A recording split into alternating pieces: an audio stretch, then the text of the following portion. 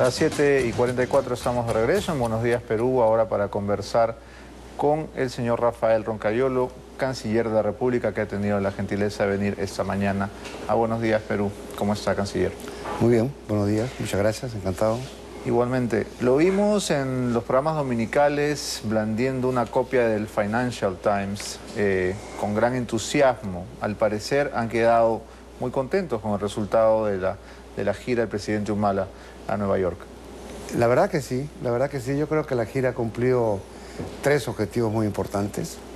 El primero, por supuesto, es la presentación del presidente ante la comunidad internacional en la Asamblea General de Naciones Unidas, que ha servido para ratificar pues, las líneas matrices del gobierno y específicamente también las posiciones internacionales.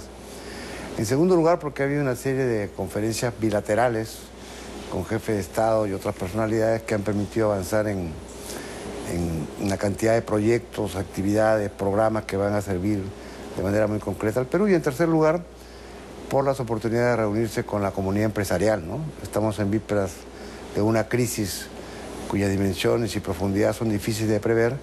Es muy importante que el Perú se prepare en las mejores condiciones. Y en esta perspectiva, haber logrado el interés que se ha logrado de parte de los inversionistas y la comunidad financiera es muy importante y muy positivo para el país. De manera que son tres razones por las que estamos muy cansados, pero muy contentos.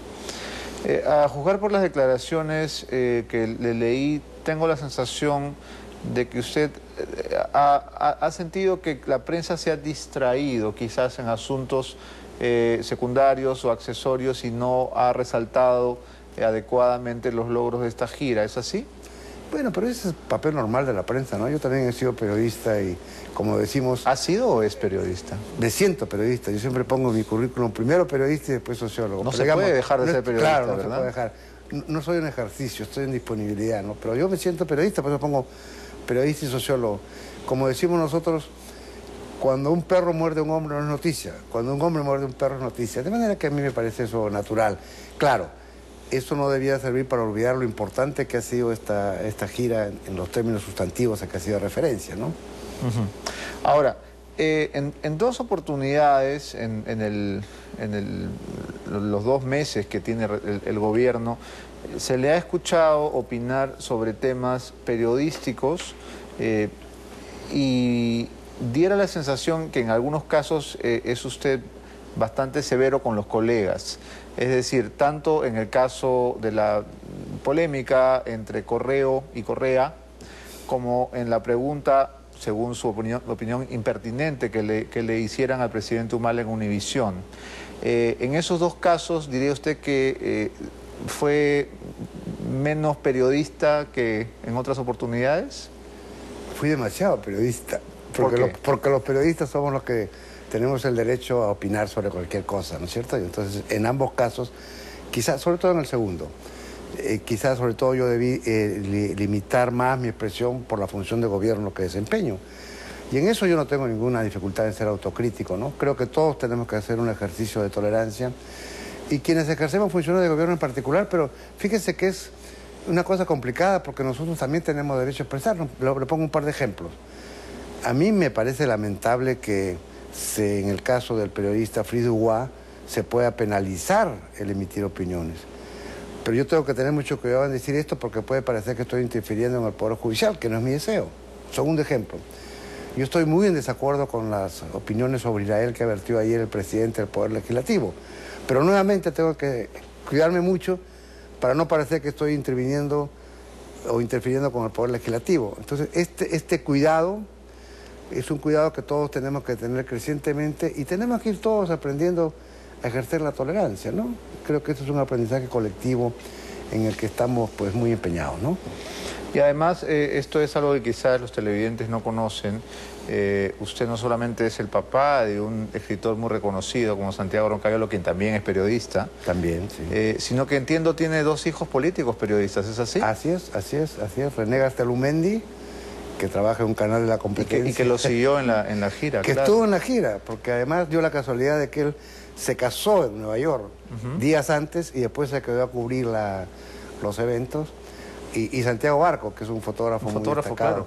Sí, de manera que estamos rodeados de periodistas y por eso yo tengo un profundo respeto por la profesión y por el ejercicio de la libertad de expresión, ¿no?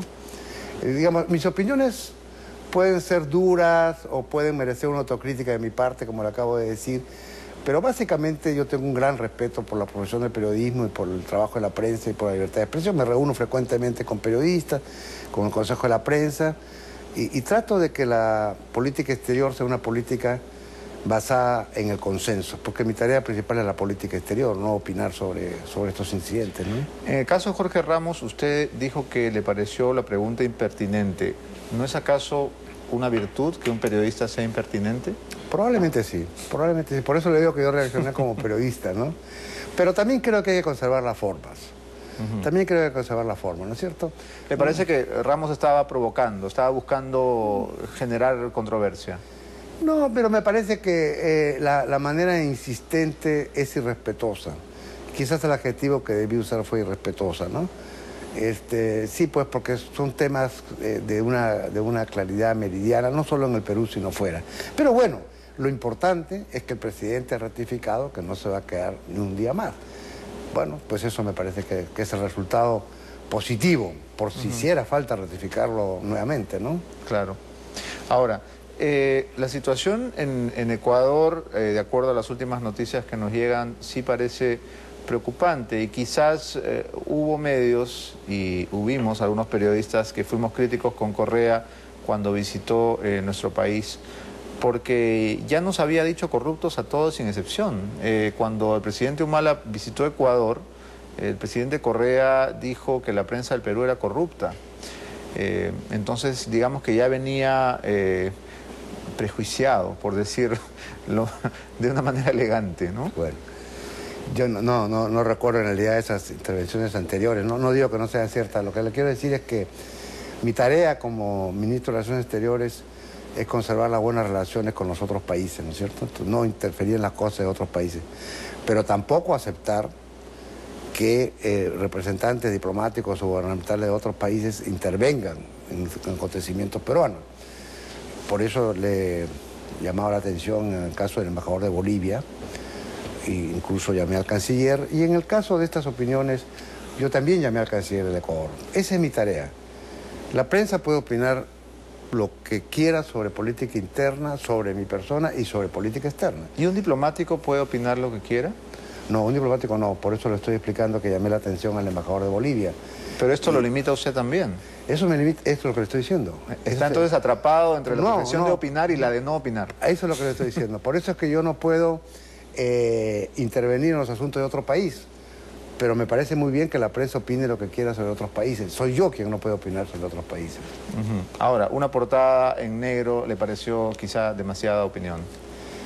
No es que fuera demasiada opinión, es que, otra vez, parte de las relaciones internacionales son las buenas formas y los buenos modales, ¿no es cierto? Cuando un jefe de Estado está de visita en otro país, que es una visita de Estado, para saludar al presidente que se va y al presidente que viene, me parece que es mejor mantener la buena forma, pero eso no quiere decir que no haya absoluta libertad para decir lo que se quiera. Siendo un poco maliciosos, esa portada que acabamos de ver, que fue la que puso el diario Correo, la pueden volver a poner, por favor. La del 28 de julio, ¿no? Sí, sí me acuerdo. Con la portada en negro. Si uno pasaba por el kiosco, parecía que estaba dirigida más al presidente Humala, ¿no? Quizás había una segunda intención. Podría ser, no quiero juzgarlo, quiero juzgarlo. Todos son incidentes ya felizmente superados. ¿Es cierto que usted hizo un programa de televisión? Esta es una parte de su biografía que quería preguntarle. Durante la época de Telecentro, ¿este dato es correcto? Claro, es correcto. He tenido un programa que se llamó Quipu 74.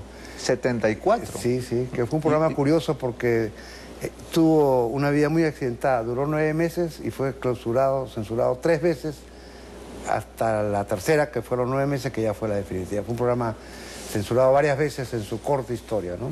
¿Y usted era el conductor? Yo era conductor, así, hacía lo mismo que hace usted. Ah, mira. Exactamente. Pero hace muchos años, por supuesto, pero hay una diferencia de edad notable, ¿no? Otra parte de su biografía que quizá es poco conocida por los televidentes es la que se refiere a sus años de persecución política. Su propio hijo, Santiago, ha escrito que usted vivía con varios pasaportes, no todos de verdad, y a veces con el pelo de otro color. Sí, ¿Quién lo perseguía, señor Roncayolo? No, bueno, yo tuve largos meses de clandestinidad en el Perú durante la época de Morales Bermúdez. Incluso hubo muchos pronunciamientos porque se dio el caso de que mis familiares, mi hermano, mi cuñado, eran secuestrados, no detenidos, secuestrados, porque no, detención es un acto oficial, ¿no? Y llevados a curiosas cárceles como la funeraria de la PIB, la estación de la policía en Urín, como manera de presionarme para que yo me entregara. ¿Pero por qué debía entregarse? ¿Qué delito había cometido? No, es que yo no estaba acusado de ningún delito, era una persecución típicamente política, ¿no? Que terminó cuando yo me asilé. ¿Morales Bermúdez lo perseguía porque usted había apoyado, formado parte del gobierno de Velasco? Yo creo que me perseguían porque es un momento de gran intolerancia, en que se persiguió a muchísima gente de izquierda, y en mi caso yo había sido profesor en la Academia Diplomática, en la Escuela de Guerra Aérea, y entonces yo hacía declaraciones que al régimen no le gustaban. Y empezó esta persecución que de alguna manera se prolongó en el exterior, porque cuando yo estuve fuera, el gobierno dio instrucciones de que no me dieran pasaporte y que informaran de mi desplazamiento a las embajadas, imagínense. Fue por eso que yo tuve que recurrir para movilizarme a pasaportes que efectivamente eran falsos, sí. Tiene razón. Mi hijo tiene mucha imaginación, no hay que creerle todo. Pero en ese aspecto es verdad, en ese aspecto es verdad, sí.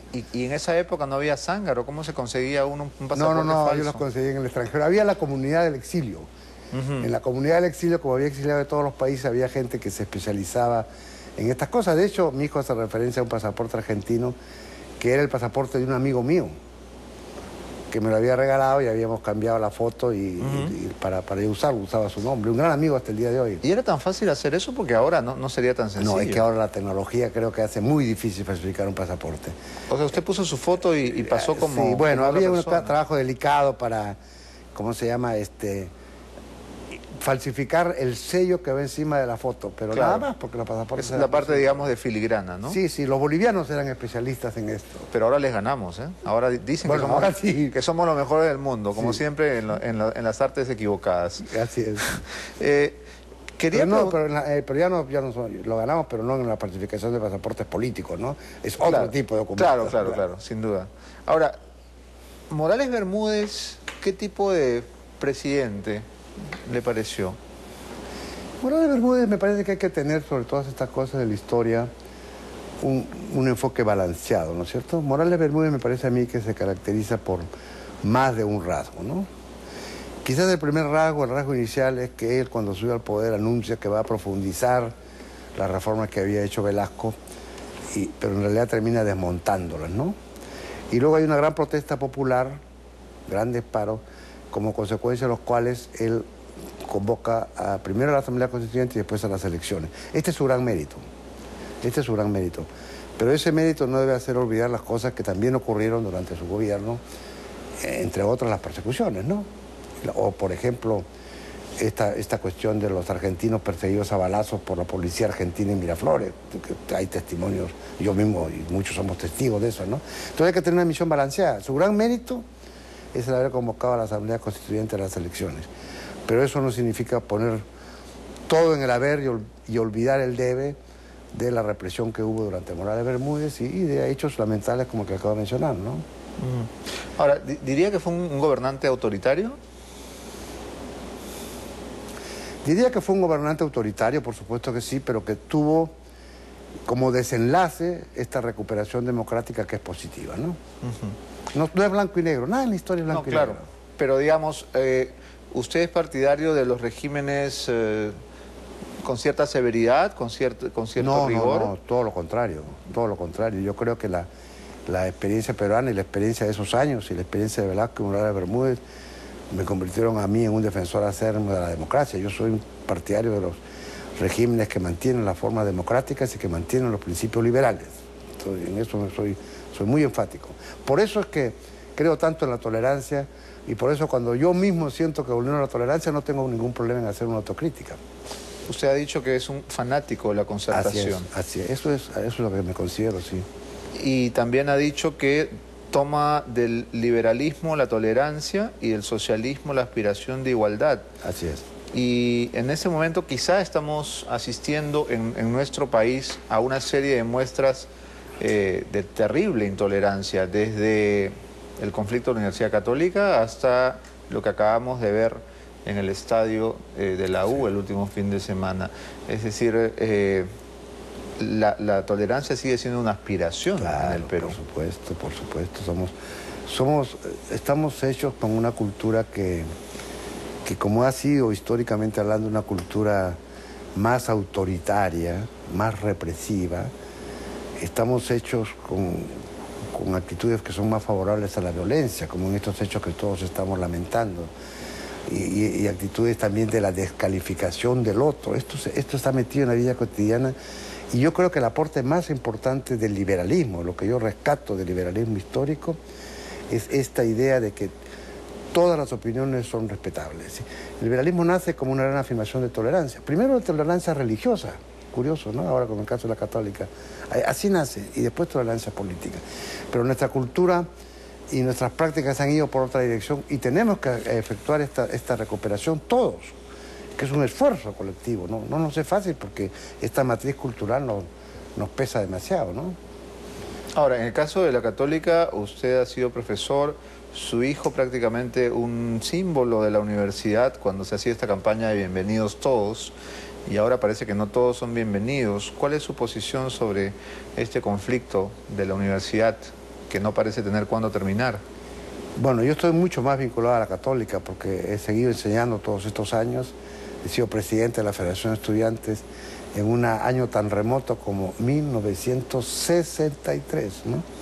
Entonces estoy muy vinculado a la Universidad Católica y creo que es una universidad ejemplar por su tolerancia, porque realmente la idea del catolicismo, que significa universalidad, incluye la idea de la tolerancia, ¿no es cierto? Entonces yo creo que es una universidad muy importante en el país y yo lamentaría muchísimo que se regresara a criterios inquisitoriales que ya la Iglesia ha superado ampliamente, ¿no?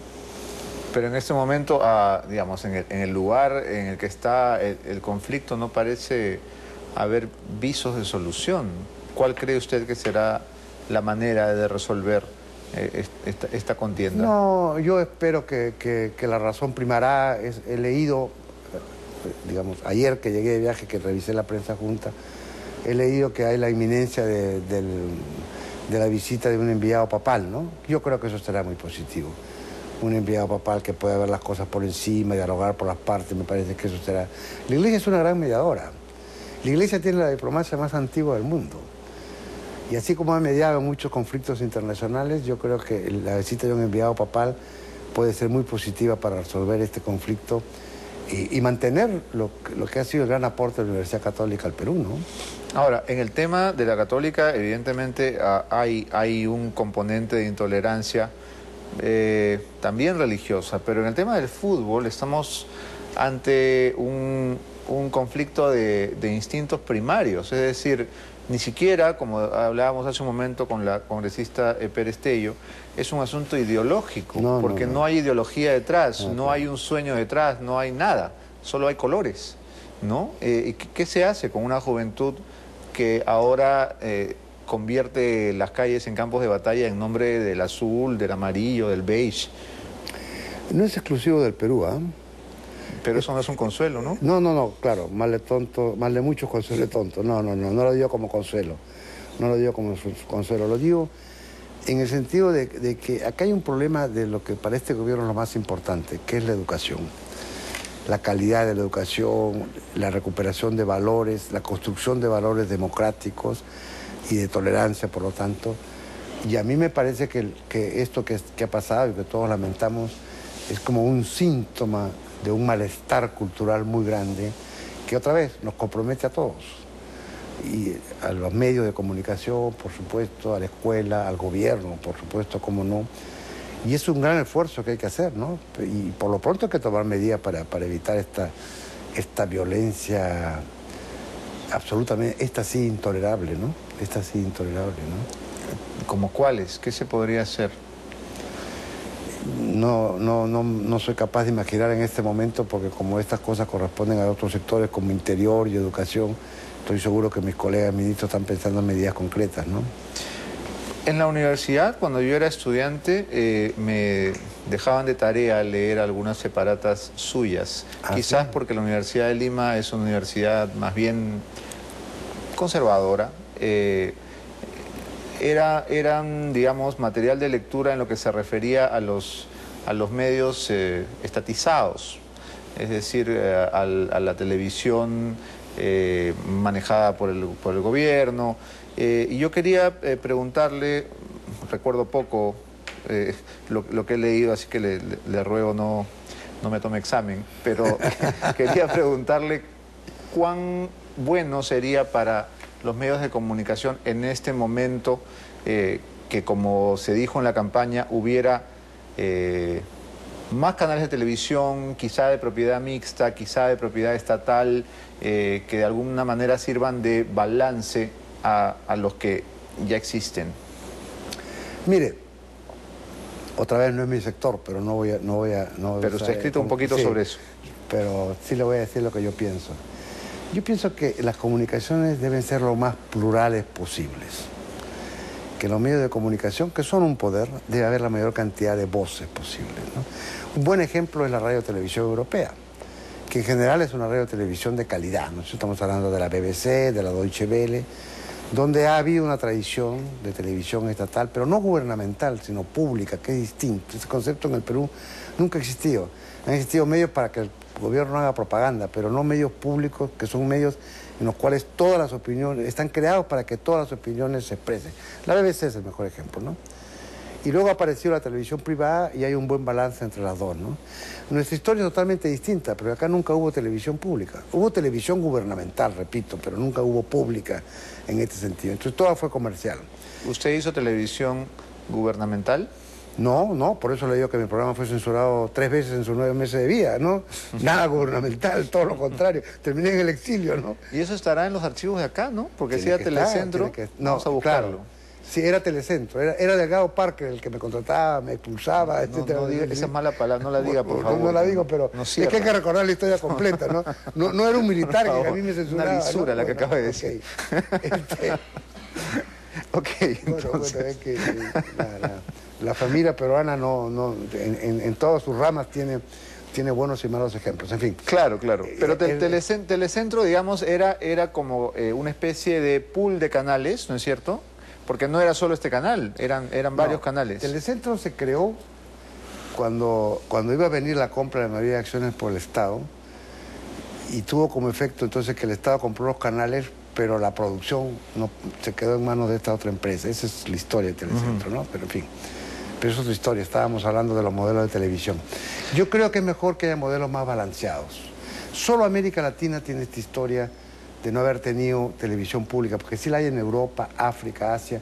En América Latina solo hubo este modelo. Me parece muy bien que haya televisión privada, quiero repetirlo, me parece muy bien, pero sí me parece que sería bueno que hubiera un balance.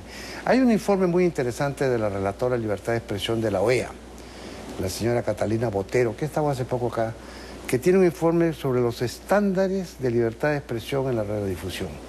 A mí me parece que sería muy interesante analizar y discutir eso porque es justamente una visión ponderada. Ella es la defensora de la libertad de expresión de la OEA, ¿no? La que ha criticado los regímenes que vulneran estas libertades y piensa que en este caso, y sobre todo con miras a la digitalización, que aumenta el número de canales disponibles, se podría hacer un esfuerzo porque esto sea lo más plural posible, ¿no? Yo pienso que esa es una buena perspectiva, también para mejorar la calidad. La competencia mejora la calidad. Porque durante la campaña electoral, especialmente cuando aparecían programas que estaban dirigidos expresamente a atacar la candidatura del presidente Humala, varios candidatos a congresistas plantearon la necesidad de que se diversifique la producción. Es decir, que la televisión no continúe en las mismas viejas manos, sino que haya más canales, hay algunos con propiedad estatal, y que de esta manera pues podía darse la oportunidad a todas las opiniones o a todas las tendencias. ¿Usted está de acuerdo con eso? No, yo lo que creo es que tenemos que hacer un debate serio, sobre todo de cara a la televisión digital, que estamos entrando ya, ¿no? un debate serio en el que participen todas las voces. Me parece muy importante debatir el tema en serio. ¿Cómo hacemos que haya la mayor cantidad de voces en los medios? Eso me parece, pero no, sin caer en la experiencia y variedad, negativa. ¿no? Y variedad. Claro, variedad, porque cantidad claro. no implica variedad. No. Si no, recordemos el fujimorismo. No, quise decir variedad. Me parece que es un tema que vale la pena discutir en serio, sin apasionamiento, sin reduccionismos, sin ideologías, porque de lo que se trata es de eso, de que todos podamos expresarnos, ¿no? Y de que la televisión y la radio tengan cada vez más calidad, no por intervención del Estado, por favor, ¿no? Sino porque haya condiciones de competencia que lleven a esa mejora de la calidad, ¿no? Yo soy un defensor de la competencia y el pluralismo, de eso se trata. Pero otra vez me está sacando usted de mis temas. Yo soy no, pero podemos hablar de todos los temas, tenemos todo el tiempo. Yo creo que se está vengando por haber tenido que leer mis separatas en la universidad. No, para nada. Vamos a hacer una pausa y vamos a regresar con el canciller Rafael Roncayolo. Con mucho gusto.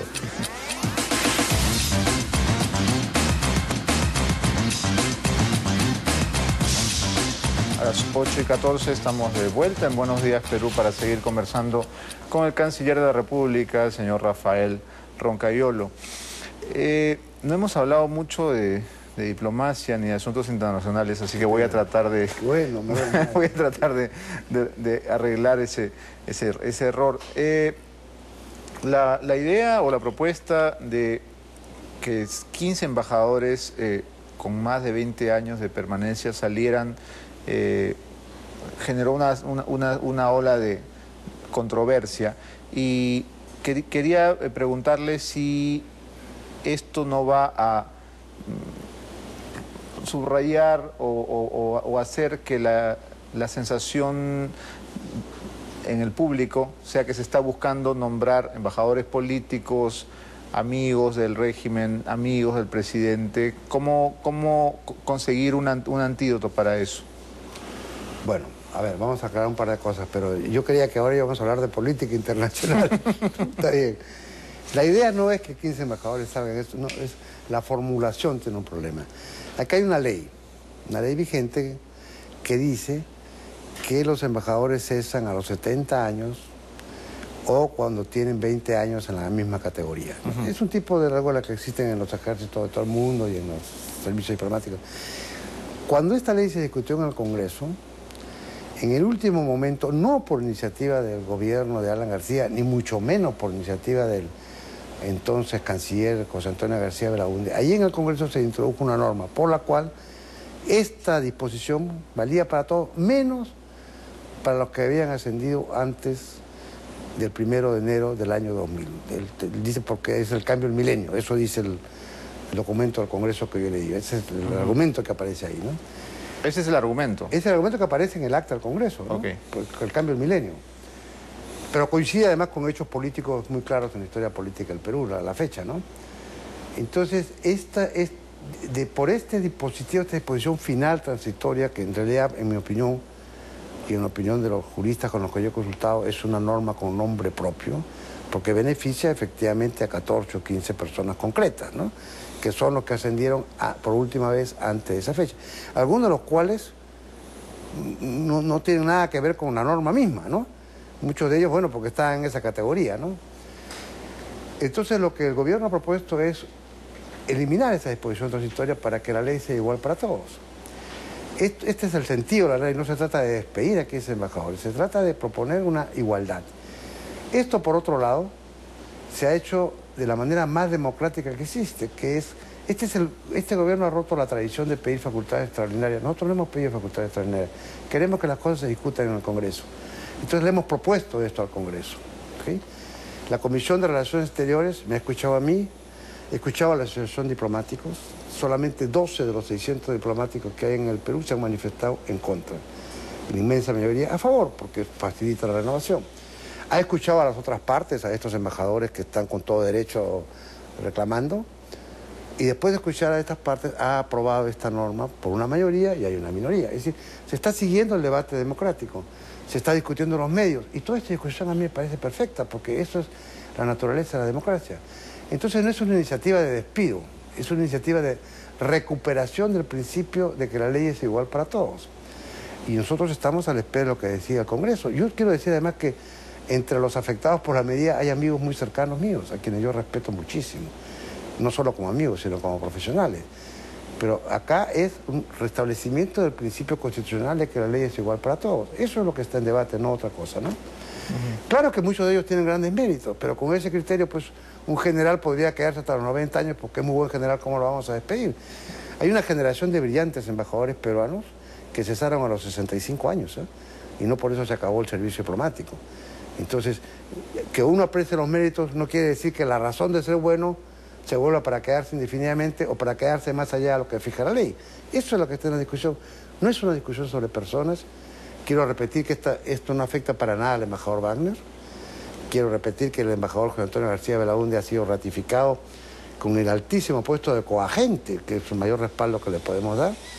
Y de lo que se trata, como le repito, es de restablecer la idea de que la ley es igual para todos y que no tenemos por qué hacer excepciones a título personal. Ese es el tema de fondo. Quería hablar de algunos nombramientos que también han sido polémicos, pero vayamos al tema de la integración, que es uno de sus temas predilectos.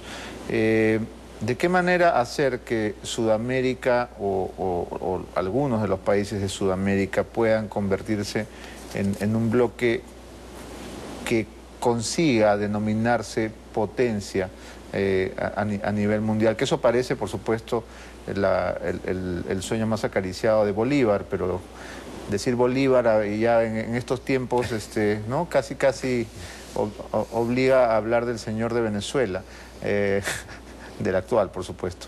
¿Qué hacer para que el Perú se integre a una suerte de eje que promueva la integración y por ende nos convierta en potencias? Bueno, muchas gracias por la pregunta. Ahora vamos a hablar de los temas que yo quiero hablar.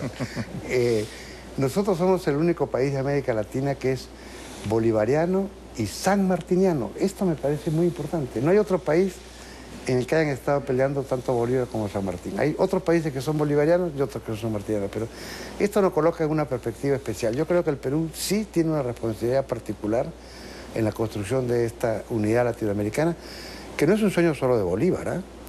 Gente como Aya de la Torre, como Víctor Andrés Belaúnde, como las fuerzas políticas más importantes del Perú, preconizaron siempre esta unidad latinoamericana, de manera que es una vieja aspiración de la región. Yo creo que esto, la crisis que enfrentamos ahora, paradójicamente, puede ser una oportunidad para ello, desde el punto de vista más pragmático. ¿Por qué? Porque esta crisis nos viene del norte, no la hemos producido nosotros, ¿no? Siempre se habló de la responsabilidad de nuestros países, acá la responsabilidad es de otros, nosotros somos los afectados.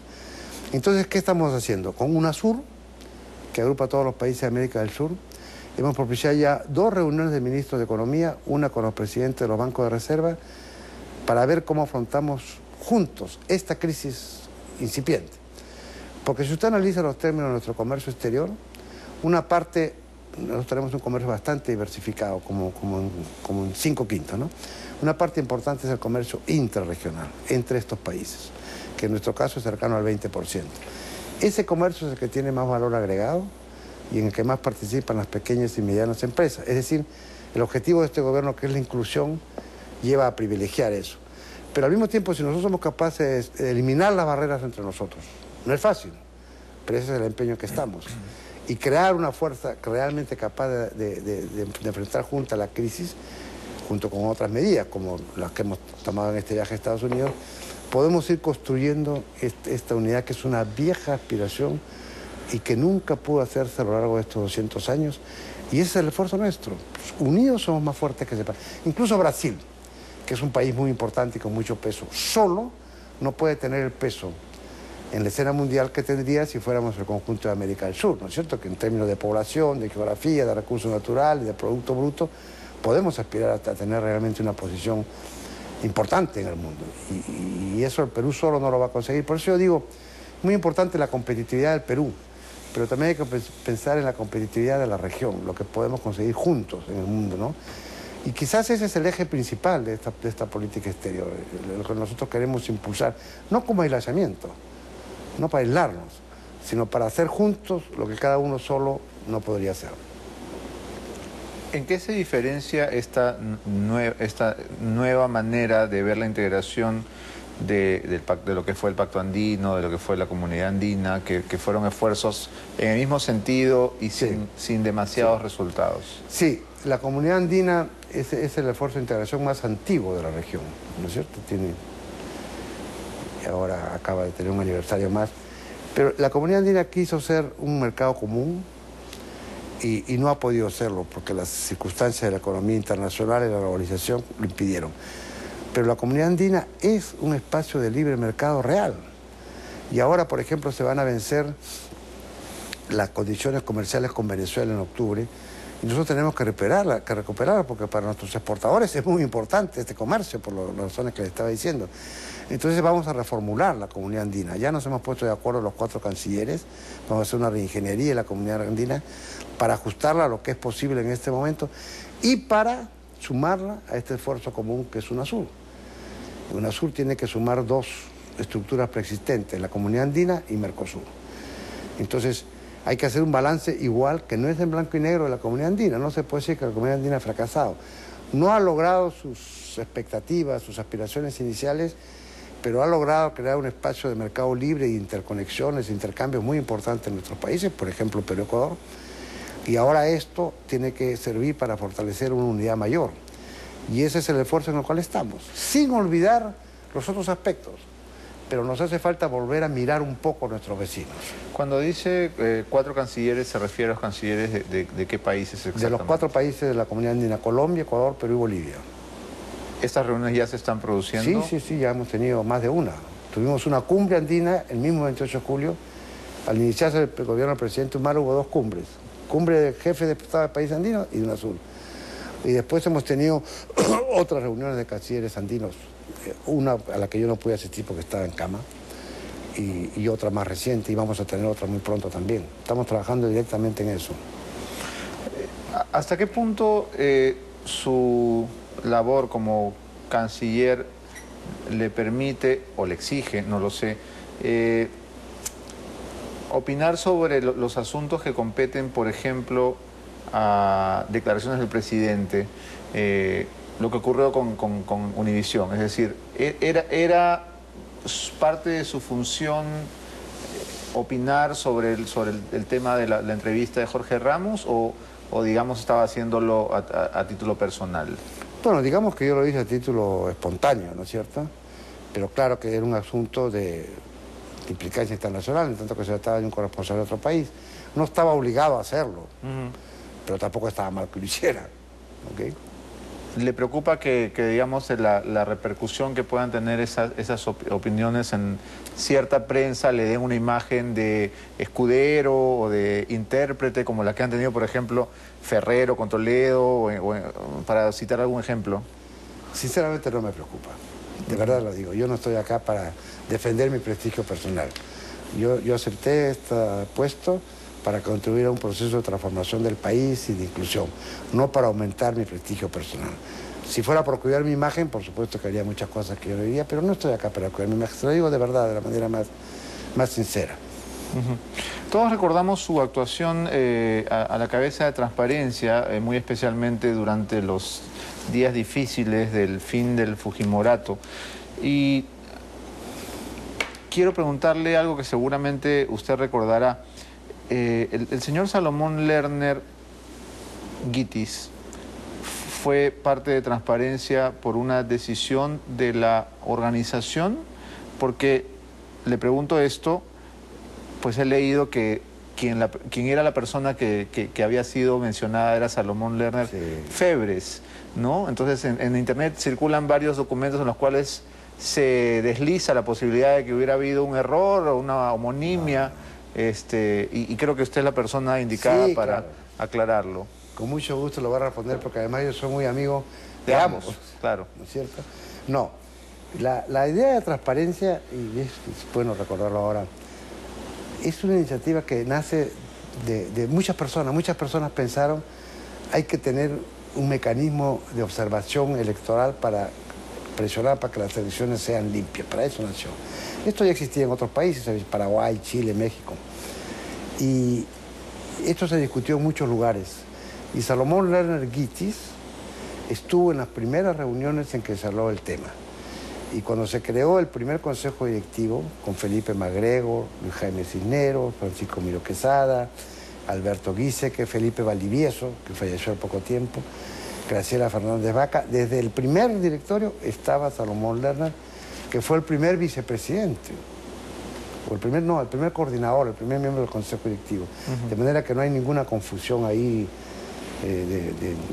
digamos, de ningún tipo, ni directa ni indirecta. Él es fundador de Transparencia, ¿no? Ok.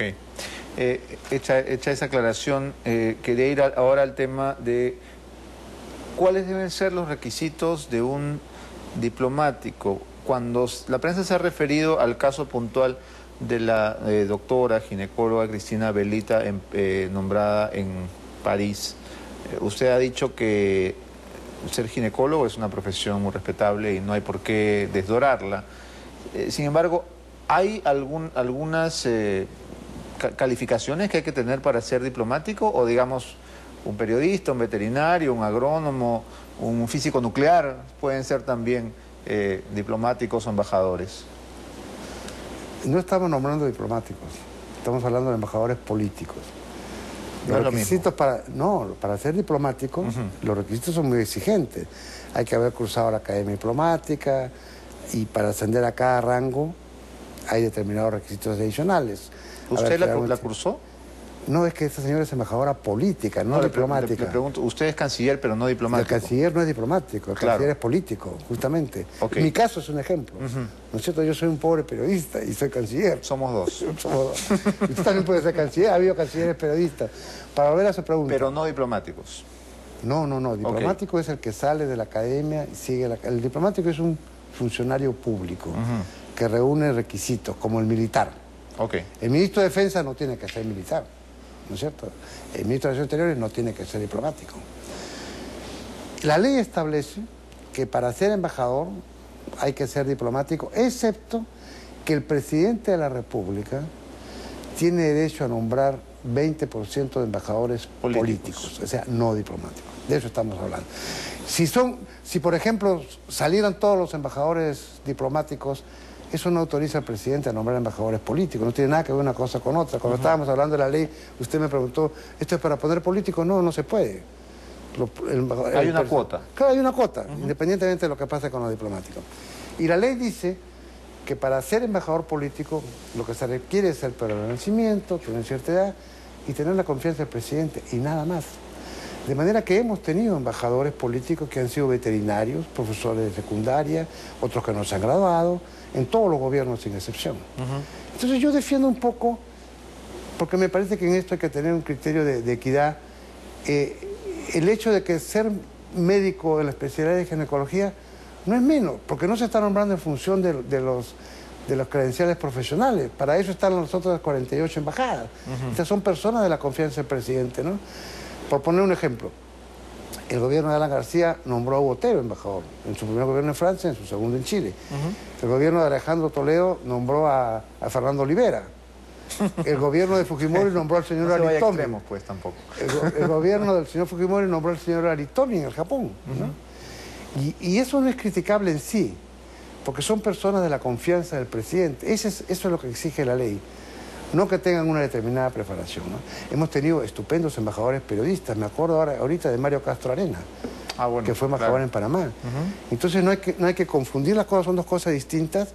Y luego, si se trata de embajadores que justamente la ley los establece como una cuota distinta, no tenemos que pedir los requisitos que pedimos a los diplomáticos. Personas que, por ejemplo, tienen muy buenas relaciones con el mundo político del país al que son destinadas, eso hace que tengan pues un plus personal que hace que el presidente las nombre. Entonces son dos cosas bien distintas y me parece que es importante tenerlas clara esta distinción, porque, como acabo de recordar con algunos ejemplos, podría darle muchos más, esto forma parte de las condiciones en que se ha ejercido siempre el servicio diplomático y la representación en el exterior. Bien, hecha esta segunda aclaración, el presidente Humala habló en las Naciones Unidas de que la gastronomía peruana se convierta en patrimonio de la humanidad.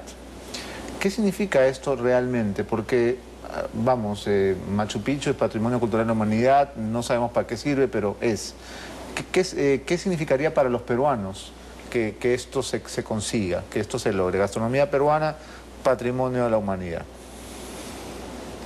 Esa propuesta ya la hemos hecho formalmente. Yo me he reunido con la directora general de la UNESCO en París para hablar concretamente de esta propuesta. Y estamos en este momento con el Comité Ejecutivo de la UNESCO, del que somos miembros, propiciándola. Esto es como la marca Perú. ¿Qué significa la marca Perú? La marca Perú no es un acuerdo comercial, no produce inmediatamente ingresos, pero es un instrumento que permite posicionar los productos peruanos. El reconocimiento como patrimonio cultural permite posicionar la cocina peruana. De eso se trata. Es una especie de reconocimiento, es una especie de condecoración, así como usted pone, este es un restaurante 5 estrellas o 3 tenedores de la guía Michelin. Esto es patrimonio cultural de la humanidad. Igual en el caso de Machu Picchu. En el caso de Machu Picchu más todavía, porque si nosotros no cuidamos Machu Picchu nos quitan el título, lo cual es un desprestigio, ¿no es cierto? Eso es lo que significa, y estamos muy empeñados en esta campaña por el reconocimiento de la cocina peruana, ¿eh? Como le repito, fue motivo expreso en mi reunión con la directora general de la UNESCO. Y así como se mencionó este tema, otros dos temas que también estuvieron en la prensa, que cubrió las incidencias de esta gira, fueron el pedido para que cese el bloqueo económico a Cuba. ¿Cuán pertinente era que el presidente Humala aludiera al problema puntual de Cuba? A ver, primero, esta es la posición peruana desde hace muchos años. Nosotros hemos estado permanentemente opuestos al bloqueo de Cuba. Cuba ya consiguió una cosa extraordinaria. Todos los países latinoamericanos ya tienen relaciones con Cuba. Cuba es simbólico para el Perú porque en 1962, cuando se dio a expulsar a Cuba de la OEA, un gran canciller peruano que fue Raúl Porras Barrenechea fue el único que se opuso. Fue el único que defendió el derecho de Cuba a ser parte de la comunidad regional. Entonces, para nosotros eso lo reivindicamos. Y ahora estamos creando organismos latinoamericanos, vamos a crear ahora, hemos terminado con el Grupo de Río, al cual ya se había integrado Cuba, para pasar a esta comunidad de Estados de América Latina y el Caribe. Y entonces lo que ha dicho el presidente y nosotros tenemos es que no es posible mantener a Cuba aislada, no tiene ningún sentido, es parte de la región, estamos en el siglo XXI. Muy interesante lo que ha dicho el presidente. Como parte de la construcción de la paz y la reconciliación hay que terminar con este bloqueo. Entonces, es la posición histórica del Perú, no es ninguna innovación, pero al mismo tiempo es una afirmación de lo que estamos hablando, de la tolerancia, del diálogo, de la reconciliación como lo que debe marcar la política internacional del siglo XXI. Ese es el sentido que tiene nuestra solidaridad con Cuba. Ahora, ¿usted ha estado últimamente en Cuba? Uy, no, hace más de 20 años que no voy. Hace 30 tiempo. creo. Sí. Bueno, yo he estado hace menos y la verdad es que los niveles de pobreza que se sufren ahí son francamente indignos. ¿Qué piensa usted sobre el régimen en el momento actual? Mire, ya le expliqué antes que yo no me toca corresponder sobre los países en su aspecto interno, ¿no es cierto? La pobreza es una cosa lamentable. Haití es un país muy pobre, pero eso no es motivo para que no tengamos relaciones con Haití, sino al revés, para que apoyemos más a Haití. De manera que yo creo que lo que estamos buscando es justamente cómo salimos adelante todos juntos, cómo los que somos menos pobres ayudamos a los que son más pobres, ¿no? Eso no significa que yo defienda las políticas de ninguno de los regímenes que hemos mencionado en esta conversación. Puedo ser muy crítico de alguna de estas políticas, pero como usted me lo ha recordado, soy el canciller y tengo que tener mucho cuidado. Muy bien. Finalmente, hay un tema del cual se dijo había sido el primer gran error del presidente Humala, y la verdad es que el presidente todavía ni siquiera había juramentado. Me estoy refiriendo al asunto de su hermano y de su reunión con el canciller ruso, el señor Alexis Humala. Este asunto ya fue, digamos, sepultado, ya no se ha vuelto a hablar del tema. ¿Todavía les preocupa que la familia pudiera de alguna manera interferir en asuntos internos, externos de la política nacional? Desde el punto de vista de la Cancillería, no es un asunto sepultado, es un asunto no nato. Porque nunca este tema pasó por la Cancillería. Ni durante el periodo de mi antecesor en que se produjo ese viaje, ni durante mi periodo como canciller. Ese tema no ha pasado por la Cancillería, es un tema de otra naturaleza, partidaria, de otros registros o que se puede discutir en el Parlamento, pero no tiene nada que ver con la Cancillería. Nosotros hemos tenido una visita del canciller ruso, en la que hay un acta transparente de todo lo que se ha hecho y que ha sido remitida al Congreso. El tema no tiene absolutamente nada que ver con la gestión de la Cancillería. Vamos a nombrar un embajador en Rusia próximamente, que será una persona que tampoco tenga nada que ver con esta historia y que regirá los criterios de las relaciones exteriores del Perú como país, como Estado, que tiene continuidad y que es totalmente ajeno a este tipo de relaciones o de viajes, como puede viajar cualquier persona y que tiene que dar cuenta a su partido o al Congreso en todo caso, pero no es tema de la Cancillería. Dijo usted que la absolución a Saúl Menem por el asunto vergonzoso de la venta de armas de Argentina al Ecuador durante el conflicto del CENEPA le dejó un sinsabor.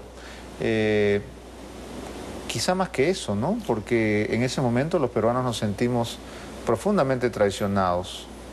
No dije un sabor, dije que nos producía un profundo malestar. Malestar. Sí, y eso es lo que nos produce, efectivamente, me parece lamentable, ¿no? Pero tengo que diferenciar otra vez esta decisión que deploro del Poder Judicial argentino de lo que ha sido la política del gobierno argentino, que ha reconocido sus errores y ha pedido disculpas.